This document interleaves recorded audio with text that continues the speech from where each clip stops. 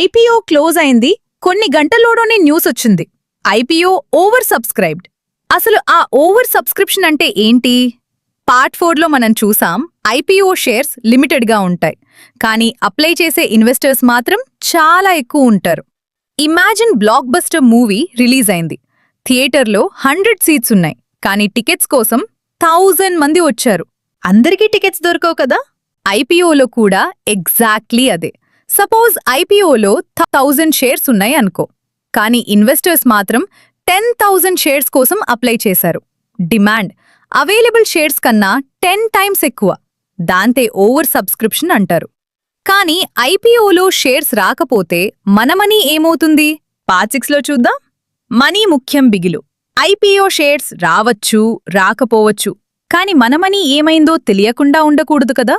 అందుకే ఫాలో అవ్వండి @growwithsabiha.x.